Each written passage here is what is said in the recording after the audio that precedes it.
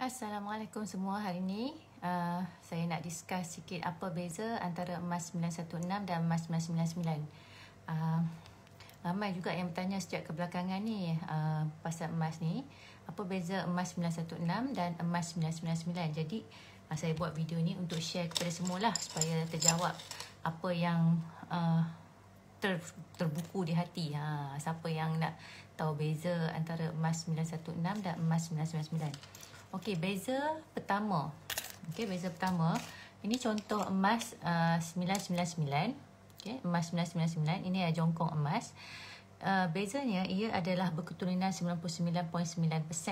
Okey, dan dia dipanggil 24 karat. Okey, ini emas 999. Beza pula dengan emas 916. Ini contohnya emas 916. Ialah emas hiasan yang mana keturunan dia ialah 91.6%. Okey, dan dia dipanggil 22 karat. Okey, jadi beza yang pertama ialah keturunan tersebut, keturunan emas tersebut 99.9%, ini 91.6%. Okey, dan emas hiasan ini dia ada campuran logam lain supaya senang dibentuk untuk bentuk rantai ataupun cincin ataupun gelang lah, ya.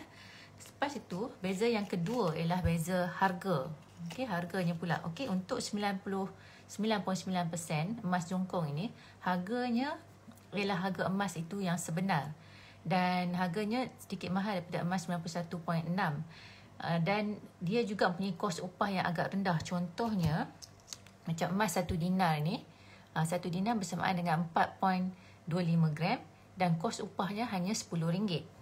Okey, berbanding dengan emas hiasan, emas 91.6 ini, harganya mungkin ini dalam 5,000 macam tu, tapi kos upahnya mungkin dalam 200. Okey, dia mempunyai kos upah yang tinggi. Jadi emas hiasan ni mempunyai kos upah yang tinggi berbanding dengan emas jongkong 999. Okey.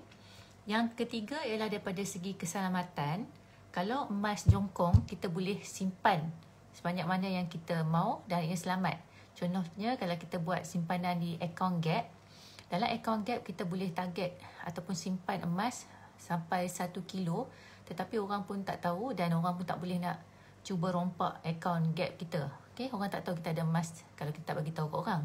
Berbanding kalau kita pakai emas hiasan sampai 1 kilo kat badan, macam pokok Christmas kita pakai pergi jalan-jalan kan, itu akan menampakkan kepada orang lain dan mendatangkan bahaya kepada kita. Jadi dari segi keselamatan, kalau nak simpan, simpanlah emas jongkong. Ini lebih selamat. Okey, kalau kita nak simpan banyak tapi tak mau letak kat rumah kita, kita simpan dalam account gap. Letak je dalam account gap berkilo-kilo pun tak apa. Lepas tu biar je public go simpan. Okey, dalam account gap tu patuh syariah dan berdasarkan fizikal, kita letak je dan ia selamat kat situ. Okey. Dan yang keempat, kita belajar pasal susut nilai. Untuk emas jongkong, emas 99.9% ni, susut nilai dia di antara 6% ke 10% sahaja. Okey, 6% dengan 10% saja. Manakala susut nilai untuk emas hiasan pula, dia di antara 20 hingga 40%. Susut nilai ialah spread value, nilainya bila kejatuhan nilainya bila kita nak jual balik. Okey, jadi untuk emas jongkong lebih sesuai untuk dijadikan simpanan jangka masa panjang, kerana bila kita nak jual balik, dia punya susut nilai adalah sangat rendah dan boleh menguntungkan kita lagi lah. Kita akan dapat untung lagi banyak berbanding dengan kita simpan emas hiasan, susut nilainya tinggi, jadi kita akan dapat pulangan yang rendah. Contohnya kan, kalau kita katalah kita ada emas jongkong 5 tahun akan datang, kita nak jual bernilai RM10,000. Susut nilai dia 10%. Kalau kita nak jual, kita akan dapat RM10,000 tolak 10%, kita akan dapat balik RM9,000 hasil jualan daripada emas jongkong. Berbanding kalau kita nak jual emas hiasan, susut nilai dia katalah 40%, RM10,000 tolak 40%, kita akan dapat balik hasil jualannya 6%, RM6,000 macam tu, RM6,000. So kalau nak beli untuk emas hiasan, beli untuk sekadar pakai, okey, beli cincin 2 ke 3, beli rantai 1, beli gelang 1 untuk pakai sekadarnya. Tak payahlah beli berkilo-kilo nak pakai.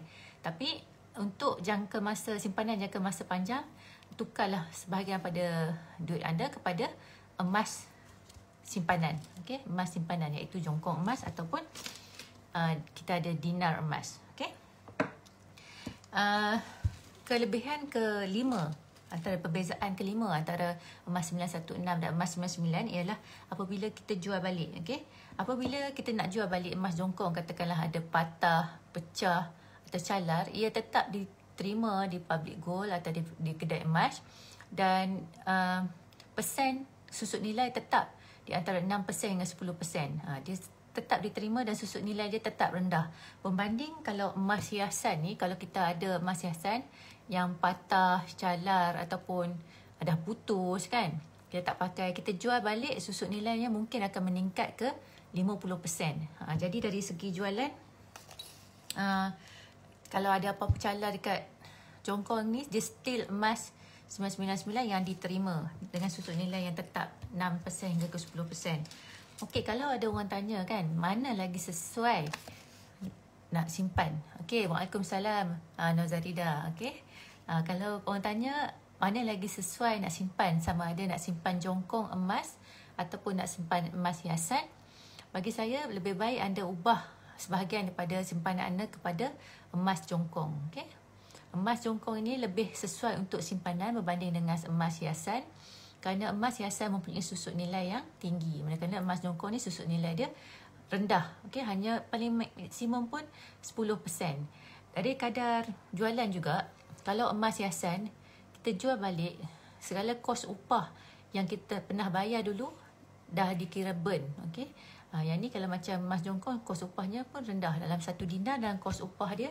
dalam RM10 saja. Okey.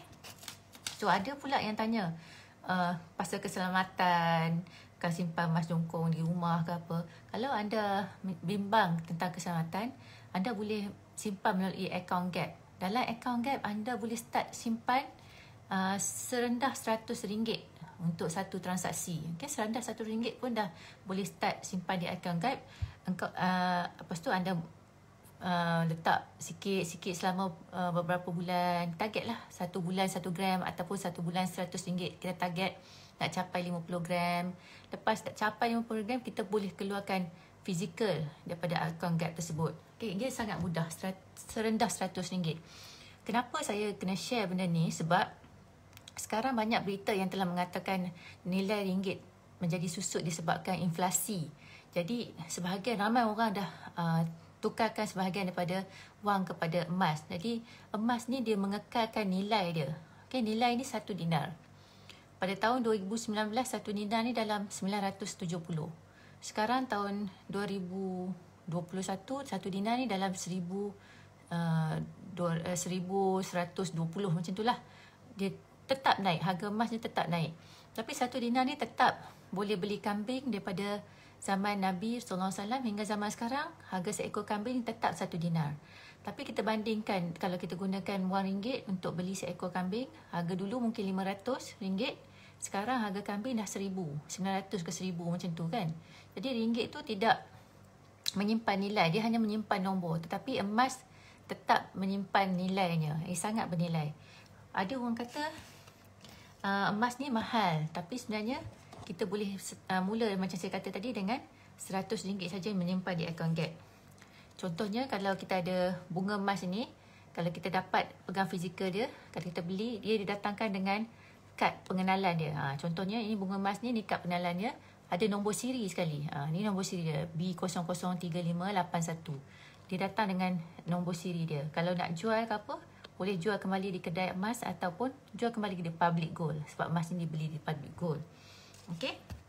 Ini 1 dinar pun. Ini contoh 1 dinar. 1 dinar ni bersamaan dengan 4.25 gram. Okey, kalau kita nak jual balik, kita boleh jual balik di public gold. Dan ini dia punya kad, nombor siri. Nombor siri dia. Dia datang dengan kad pengenalan dia. Itulah. Itu setakat saya rasa perkongsian untuk hari ini. Dan kalau nak simpan, anda saya syorkan emas 999. Apapun, ia berdasarkan pada bajet anda.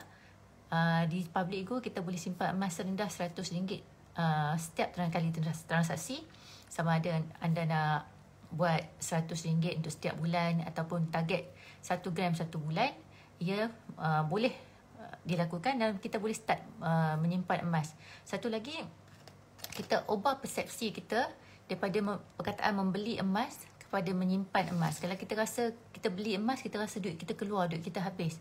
Kita ubah perkataan kepada simpan emas. Kita buat simpanan emas, setiap bulan dapat gaji tu, kita letakkanlah 10% daripada wang kita ke dalam akaun emas. Akaun emas public gold, akaun gap. Lepas kita letak RM100, contohnya hari ini harga 265 per gram. Kalau kita letak RM100, terus dia ubah menjadi gram emas dalam 0.37 begitu. 0.37 akan display dekat akaun gap tu 0.37 gram kita ada. Begitulah sebaliknya. Akaun gap sebagai platform saja untuk kita simpan emas, untuk display kita punya total emas yang ada. Okey, saya rasa setakat itu perkongsian saya pada hari ini, sembang emas saya, dan kita dah tengok apa perbezaan antara emas 916 dan emas 999. Terima kasih kerana menonton. Jika anda nak mulakan simpanan emas anda, jangan lupa hubungi saya. Okey, Assalamualaikum.